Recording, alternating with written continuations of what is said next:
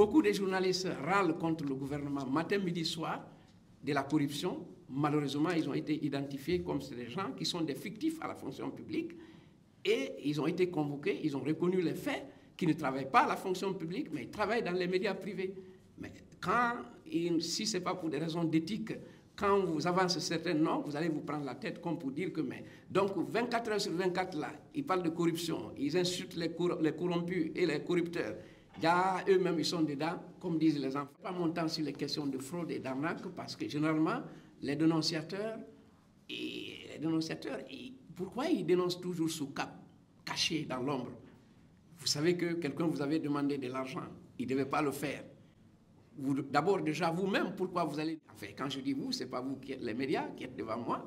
Ceux-là qui se livrent à ce jeu, vous allez dans un coin obscur pour négocier votre concours. Quelqu'un vous a dit il faut donner 10 millions, 5 millions, 20 millions. Vous allez vous donner de l'argent. Après, vous vous rendez compte qu'on vous a arnaqué. Normalement, qu'est-ce qu'on peut dire en la circonstance? Vous êtes tous les deux coupables parce qu'il est clair, nous faisons des communications régulières qui sont relayées par les médias officiels et privés, que ce concours-là, tout ce qu'on demande, c'est 100 000 francs. Alors, je ne vois pas aujourd'hui quelqu'un qui va me dire, qui n'est pas informé, que le seul montant demandé pour ce concours est 100 000 francs. Si maintenant, après, les gens non contents de ça, ils pensent qu'il y a des voies tortueuses qu'ils peuvent emprunter pour entrer à la fonction publique. Ils vont dans les quartiers, dans les cabarets, dans les villas sombres pour négocier. C'est leur perlot. Et je m'excuse, mais si des gens se livrent à ces jeux, ils n'auront que leurs yeux pour pleurer. Nous, en tout cas, ça ne nous intéresse pas du tout. Donc, les arnaques, c'est possible, mais les arnaqueurs sont ailleurs.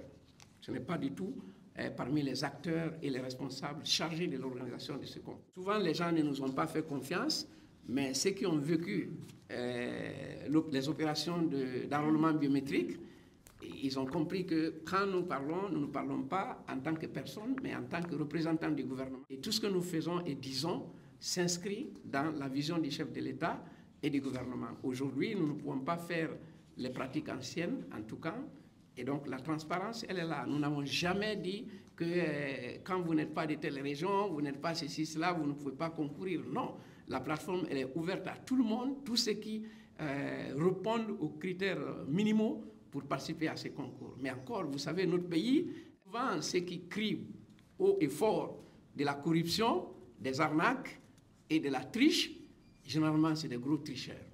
Parce que les opérations de biométrie nous ont permis de savoir que beaucoup de journalistes râlent contre le gouvernement matin, midi, soir de la corruption. Malheureusement, ils ont été identifiés comme des gens qui sont des fictifs à la fonction publique et ils ont été convoqués, ils ont reconnu les faits, qu'ils ne travaillent pas à la fonction publique, mais ils travaillent dans les médias privés.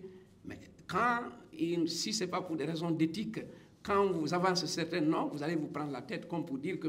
Donc, 24 heures sur 24, là, ils parlent de corruption, ils insultent les corrompus et les corrupteurs.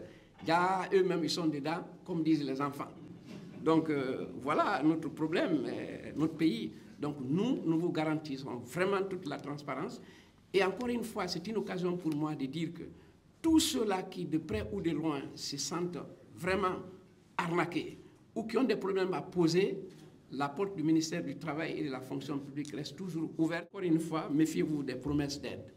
Je pense que le dernier message du chef de l'État devrait encore davantage rassurer les gens sur la nature, sur le caractère transparent et inclusif de ce concours. Je crois que vous l'avez suivi. En tout cas, le porte-parole du gouvernement a relayé largement le message du chef de l'État. Aucune interférence, aucune pression sur nous qui organisons le concours. Qu'on nous laisse tranquilles, nous ferons notre travail pour les enfants guinéens, pour les diplômés guinéens, en tout cas ceux qui le méritent.